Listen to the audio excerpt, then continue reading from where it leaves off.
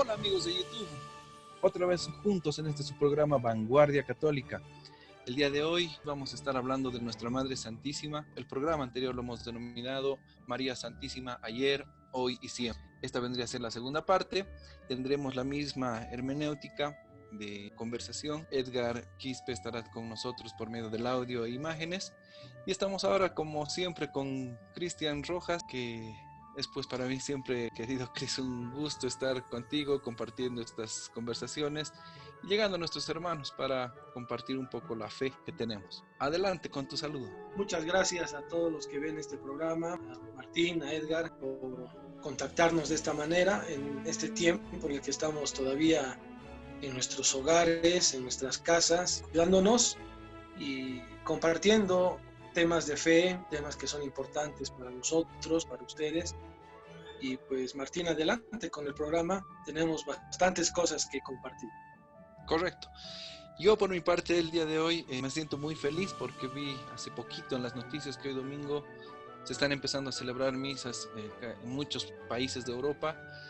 No se están celebrando dentro de las iglesias, muchos están utilizando los atrios, teniendo la distancia social y el cuidado correspondiente, y se están celebrando las Eucaristías con el sacramento. O sea que es una alegría, es una tranquilidad, y ojalá aquí también podamos ir poco a poco tomando este ritmo de celebraciones, y ya que hemos valorado en nuestros corazones el no tener la Eucaristía, podamos ya prontamente asistir a nuestras iglesias, parroquias, con la seguridad correspondiente, pero pudiendo compartir esto.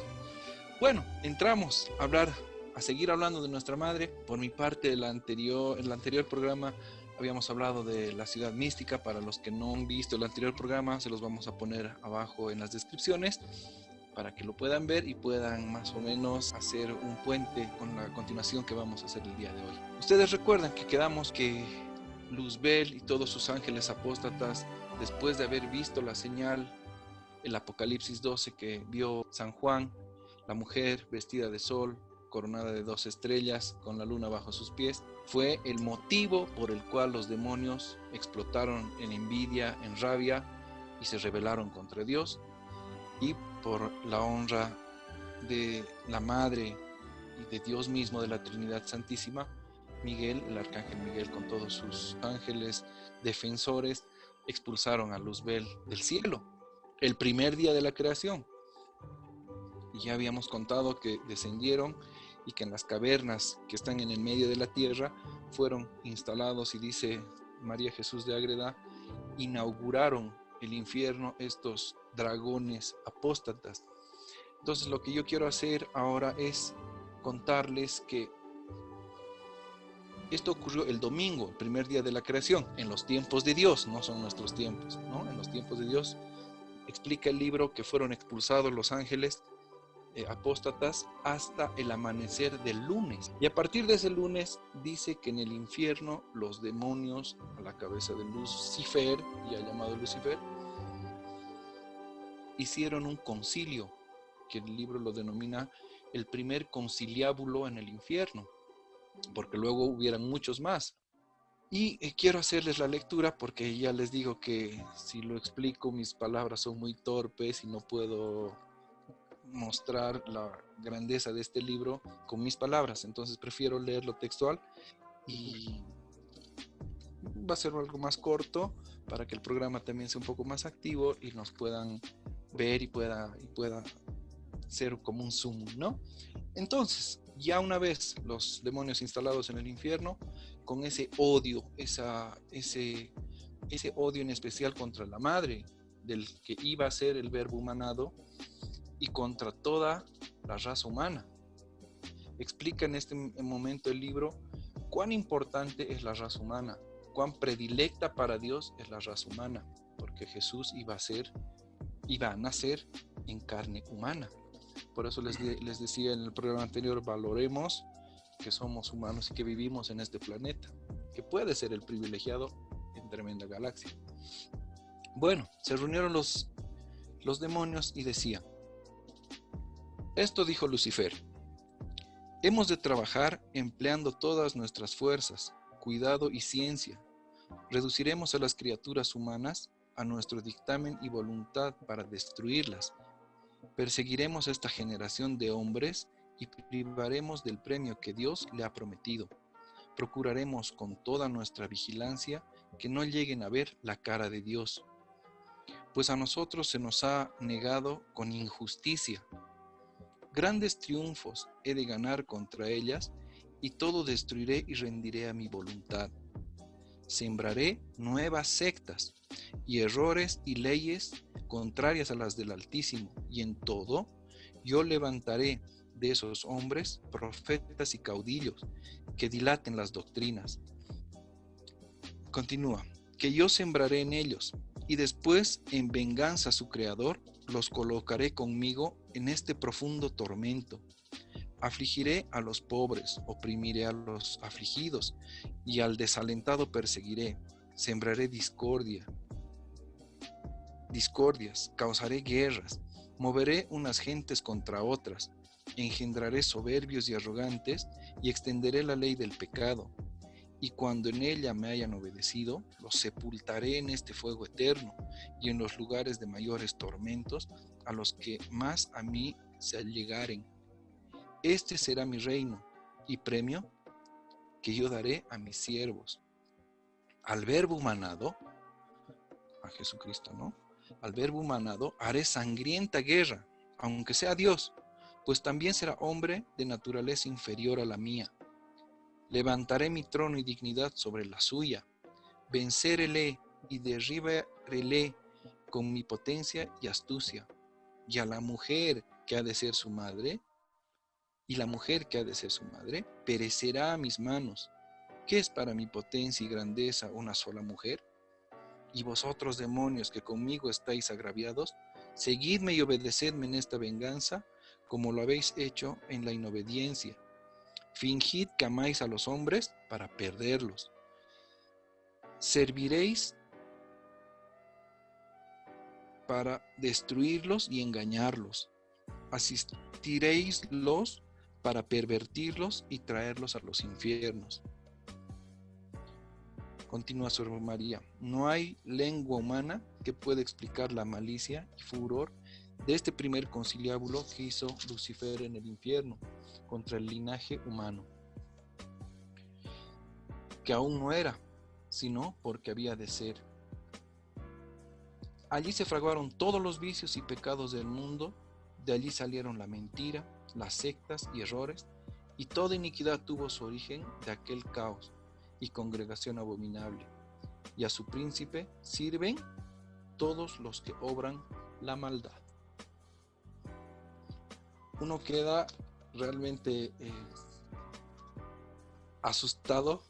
Yo me conmuevo desde las entrañas al escuchar tanto odio y tanta maldad, ¿no? De este príncipe de las tinieblas, que es un ser que era más cercano al trono de la Trinidad, y todo ese poder, toda esa sabiduría que tiene, ahora está utilizada para el mal. ¿Para qué? Para perder a nosotros que somos del linaje de la Virgen María y contra ella.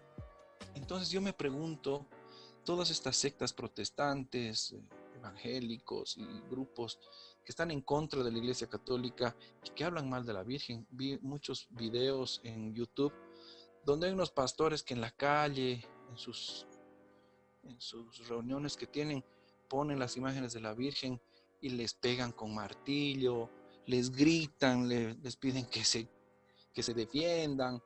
O sea, una irreverencia tremenda, una ignorancia terrible.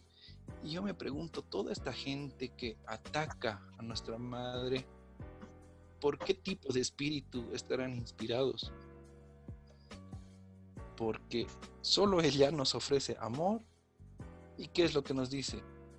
Hagan lo que Él les diga. Queridos hermanos protestantes y muchos católicos, que he conocido mucha gente que tiene miedo a hablar de María, que está bien ser cristocéntrico, está perfecto, pero hay que tener mucho amor y mucho respeto por esta mujer, madre de nuestro Señor y madre nuestra, que solo nos da amor, No hay persona, decía Don Bosco, que se acerque a María y que sea, decía Don Bosco, que haya sido defraudado. En mi caso, yo que me he alejado tanto de la iglesia, andando en grupos de todo tipo, ¿quién me ha traído de nuevo a la iglesia? Es ella, es nuestra Madre Santísima. Y al final, no le tengan miedo, porque ella siempre nos va a decir, hagan lo que Él les diga.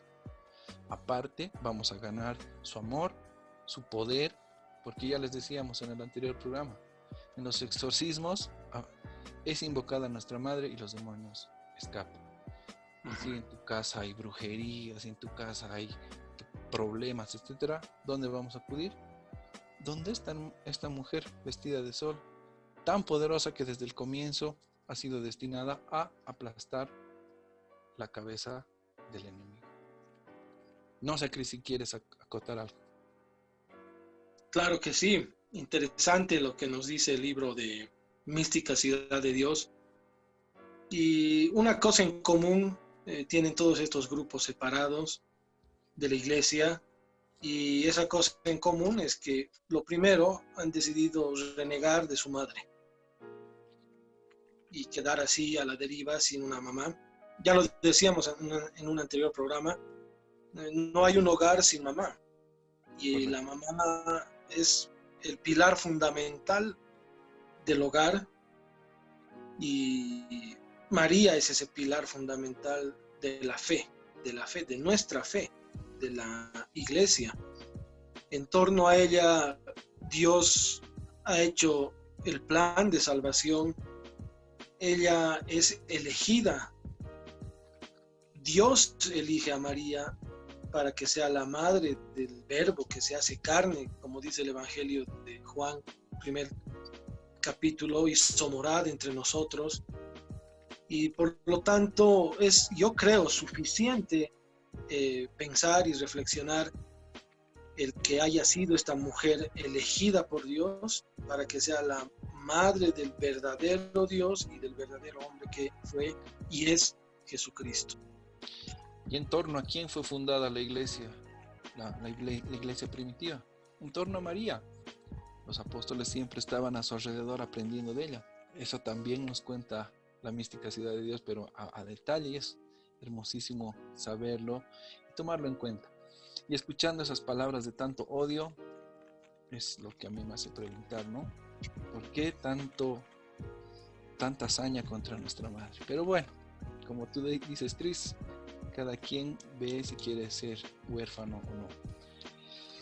Continuando con esto, entonces, estamos abiertos para darle el espacio a Edgar, que nos va a seguir con este tema, con este enfoque histórico de las apariciones de la Virgen. Y ahí vemos también que cuando ella ve en peligro a sus hijos, es cuando se aparece en distintos momentos de la historia. Entonces, Edgar, querido, te damos paso para tu intervención y escuchamos el audio tan bonito que nos has preparado. Adelante, Edgar. Muy bien, Edgar.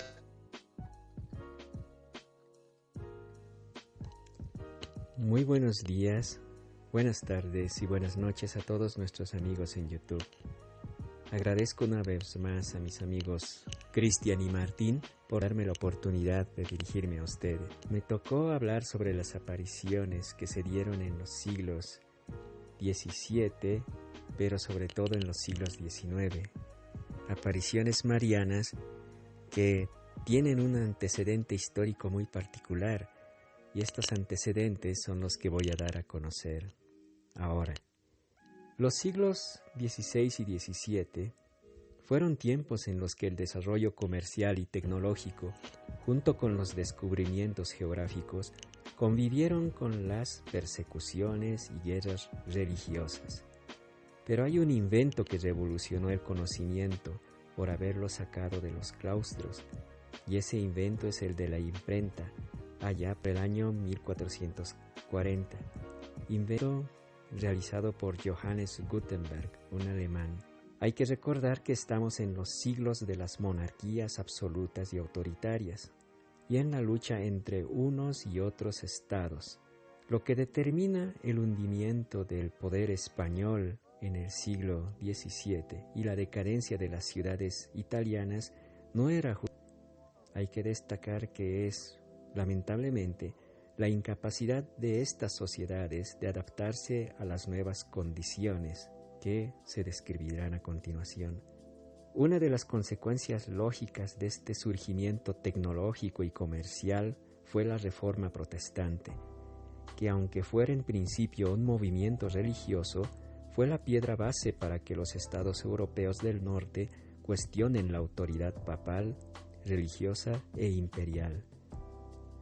Surge con la Reforma la idea a la vez profana y religiosa del trabajo profesional como manifestación de amor al prójimo. Si dejamos de lado su raíz religiosa, encontramos aquí el germen del nuevo capitalismo que, favorecido por el individualismo resultante de la libre interpretación de la Biblia, va a encontrar su cauce en el mundo protestante y será el germen del secularismo.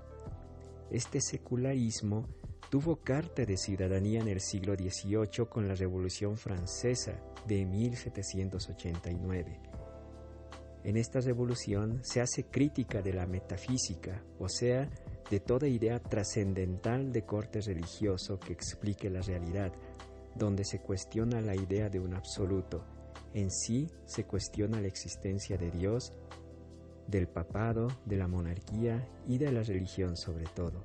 Ya en el siglo XIX surgió la revolución industrial y se impone una ideología materialista de la historia y de la realidad, cuyo mayor exponente será la ciencia aplicada y experimental y sus diversas ramas de estudio que dan origen a varias profesiones. Los problemas tradicionalmente especulativos como el origen del universo o de la vida son abordados desde los presupuestos de la física, la química o la biología.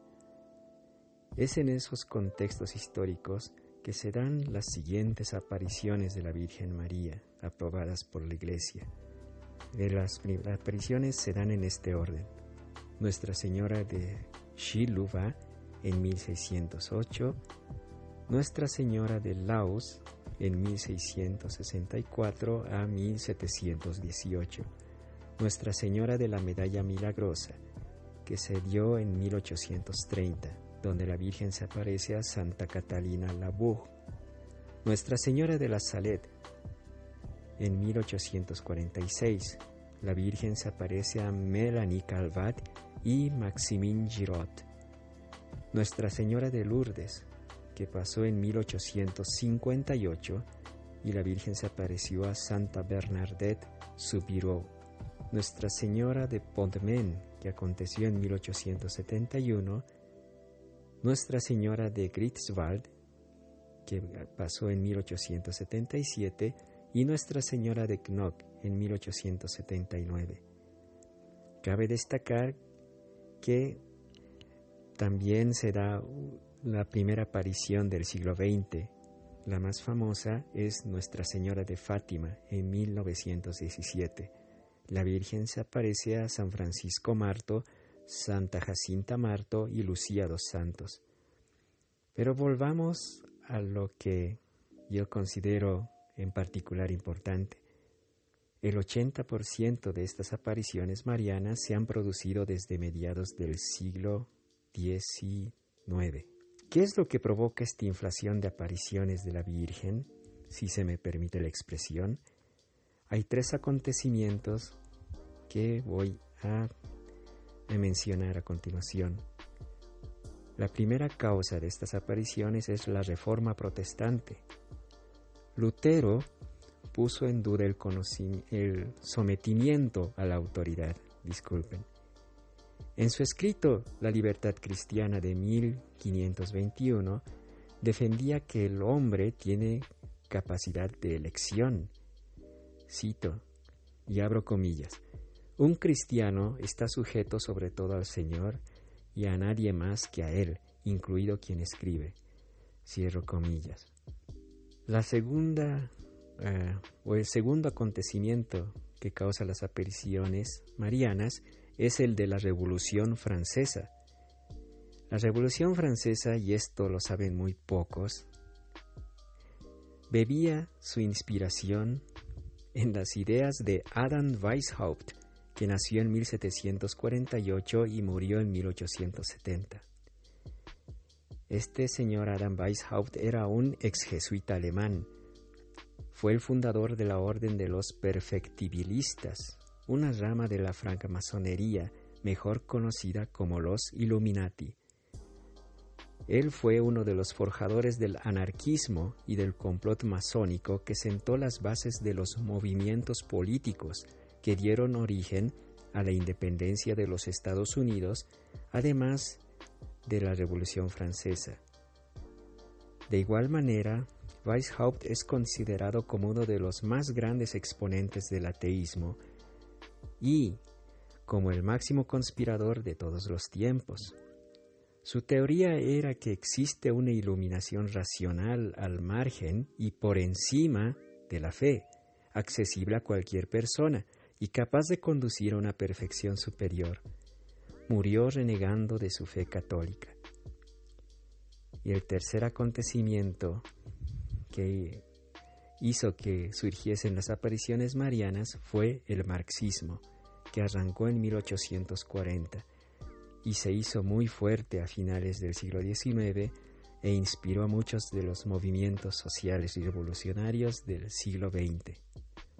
Es algo que merece otro acápite, pero que creo que por cultura general todos ustedes conocen muy bien.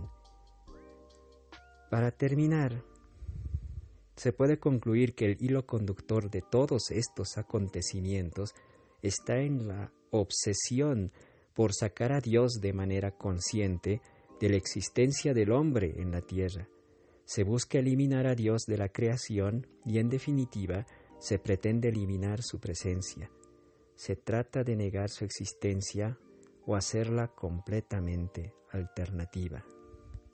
Es en ese sentido que yo considero que la Virgen María se apareció en esos momentos tan importantes y tan significativos en la historia de la humanidad.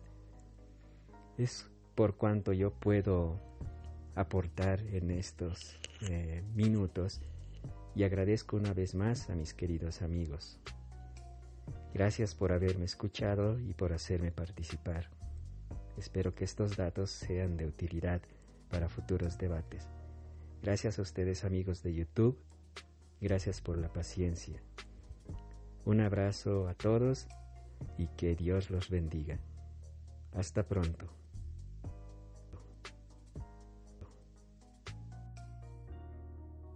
Muy bien, después de haber escuchado la intervención de nuestro compañero Edgar, que nos explica muy bien esta parte histórica y todo lo que sucede en la historia y el porqué de las apariciones en la historia, porque la fe es parte de la historia y siempre nosotros nos hemos movido en nuestra historia, en nuestra vida y de todas las sociedades en torno a lo que es la fe y la vida, la fe y las sociedades, y esto es algo inseparable, la fe y la cultura.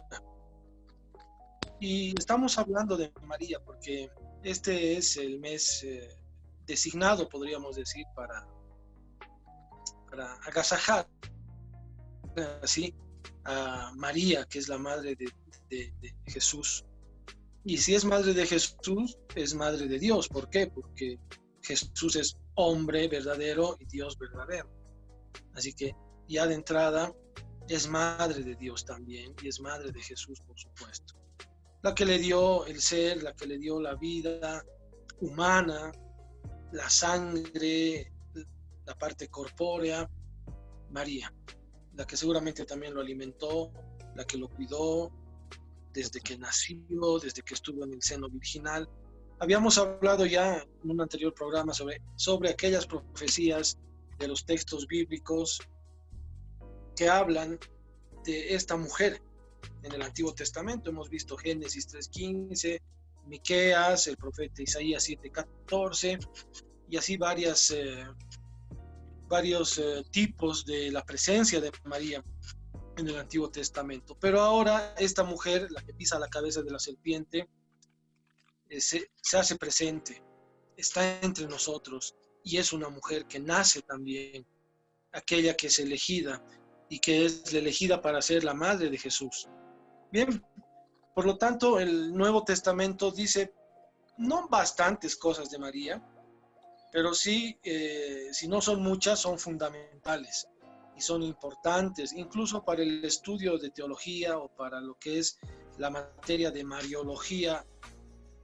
Podríamos simplemente estudiar a María y su figura y lo que significa María en la historia de la salvación en el Evangelio de Lucas, que es el Evangelio que más nos indica de cómo fue María. Era una jovencita que el ángel se le apareció y le saluda, y es cuando le manifiesta que ella va a concebir por obra del Espíritu al Salvador, y ella pues acepta. Ella dice, sí, está bien, yo acepto que se haga la voluntad, yo soy la esclava. Y desde entonces María tiene una actitud de servicio. María tiene una actitud de ser una persona que ora, que siempre está en comunión con Dios y que está dispuesta a hacer la voluntad de Dios. Con respecto a esto que dices, Cris, una curiosidad que cuenta sobre María Jesús, dices que está en muy pocas partes de la Biblia del Nuevo Testamento, y en la Ciudad Mística dice que no está ella en más lugares de la Biblia porque ella misma lo decidió así y no quiso aparecer más de lo que está. Eso es, sí, es una curiosidad muy bonita. Tal vez en algún momento lo podemos ver, y si veo las citas también lo podemos poner en las descripciones para que ustedes lo vean, lo escuchen o lo lean. Perdón, Cris, adelante. No hay problema, muy bien. Y es así, miren, el Evangelio de Lucas nos muestra esto, la visitación. María va donde su prima Isabel, que también ya era mayor y que de ella nació Juan el Bautista, en una actitud también de servicio, de entrega. María es esta mujer que no niega a su hijo, no niega la vida, porque hablar de María es hablar de la vida, y de la vida de gracia, de la vida eterna, de la salud y de todos los beneficios que pueda brindar Dios a la humanidad. Por eso es María, reina de la creación. Al decir ella, acepto la voluntad de Dios y que nazca el verbo a través mío, el creador mismo está naciendo, se está haciendo hombre a través de esta mujer. Y esto es algo increíble que quizás no podemos entender con nuestros razonamientos y nuestras lógicas, pero María es parte de esa eternidad, es esa eternidad. María es la esposa del Espíritu Santo y por lo tanto abarca mucho, mucho en la historia de la salvación. Es fundamental María en la historia de la salvación, es muy importante y fundamental, lo es. El Evangelio de Mateo habla de María cuando la nombra en el primer capítulo en la genealogía. Aparece María, de la cual concibió y nació Jesús. El Evangelio de Mateo, el Evangelio de Lucas, como ya dije, que habla de muchas situaciones de la vida de María. Y yo quiero detenerme en el Evangelio de Juan, porque es un evangelio muy interesante, muy cristológico, incluso me atrevo a decir que es incluso profundamente mariológico. Dos momentos importantes en los cuales aparece María en el Evangelio de Juan. El primero, podemos ver el capítulo 2 del Evangelio de Juan, las bodas o la boda en Caná de Galilea. Y quiero resumir esto para que nosotros comprendamos quién es María. Una boda, un momento de alegría. Una boda judía duraba varios días, y como en las bodas y hasta hoy en día, la costumbre siempre es en las fiestas tener bebida. ¿Por qué? Porque la bebida te alegra, porque la bebida te divierte, etc. Pero hay algo que sucede ahí en esa boda. Si bien es un momento de alegría, está María invitada y también está Jesús y los apóstoles. Pero María se da cuenta de que se acabó el vino, se había acabado el vino, dice el relato del Evangelio de Juan. ¿Y qué es lo que hace María? Le dice a Jesús, Jesús, no tienen vino. Y esta es una pregunta fundamental. ¿Por qué? Porque el vino representa vida, porque el vino representa también a la sangre. Los judíos en sus ceremonias y cuando sacrificaban al Cordero Pascual y sus sacrificios, no podían beber sangre de animal alguno, mucho menos y para nada sangre humana. Entonces sustituían la sangre por el vino, y el vino sí lo podían beber representando a la sangre, a la vida. La pregunta de María es: Jesús no tiene vino, Jesús no tiene vida, Jesús no tiene sangre. Jesús, yo creo que lo que María quería decirle es: no te tienen a ti. Y de ahí viene la respuesta. Sí. Y de ahí viene la respuesta de Jesús, que muchos dicen que es una respuesta ofensiva en contra de su mamá, cuando Jesús le dice: mujer, ¿qué tengo yo que hacer aquí? ¿Qué me estás pidiendo? Aún no ha llegado mi hora. Tendríamos que analizar el texto original griego que dice: Ginai ti emoi kai soy. Ginai es mujer. Claro, de ahí viene el nombre Gina, la mujer, y de ahí viene ginecología, el estudio de la mujer, etc. Mujer, Ginai, ti emoi, ¿qué a ti? Kai soy, y a mí. ¿Qué haces tú aquí y qué hago yo aquí? Aún no ha llegado mi hora. Podríamos decir que esa es la traducción del texto original griego. Ajá. Hay algunas Biblias que no la colocan así, pero esta es la traducción: aún no ha llegado mi hora. ¿Cuándo es mi hora, madre? ¿Cuándo es mi hora, María o mujer? Cuando ya esté en la cruz, derramando toda la sangre, y ahí sí les voy a dar vida eterna, en la cruz, derramando toda mi sangre. Por eso aún no ha llegado mi hora. Y esto es fundamental.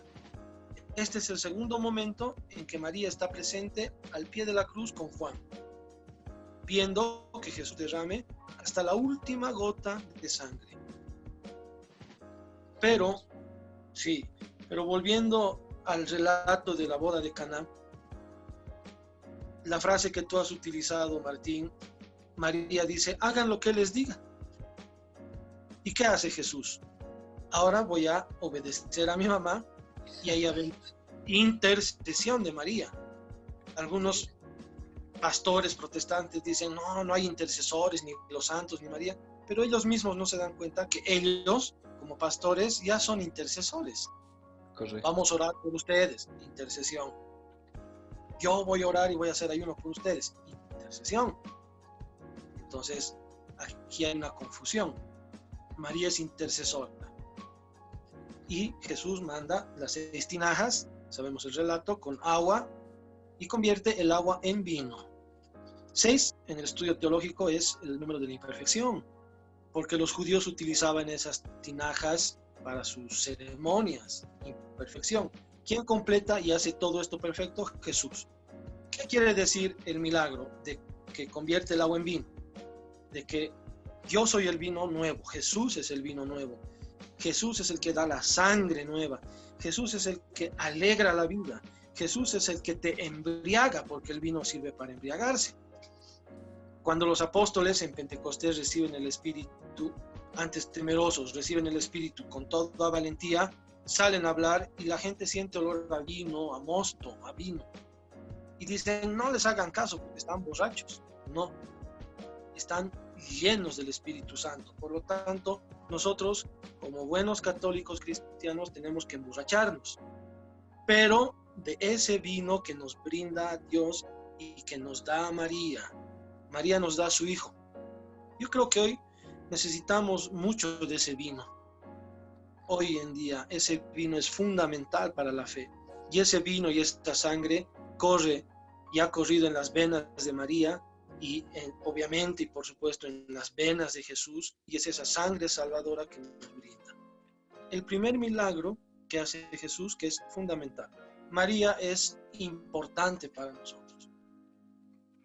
Con esto no tendríamos más que decir de María. Luego está el Apocalipsis 12, la mujer vestida de sol, con las 12 estrellas, la luna bajo sus pies, la que pisa la cabeza de la serpiente, porque Martín, Edgar y todos los que están viendo se han cumplido las profecías.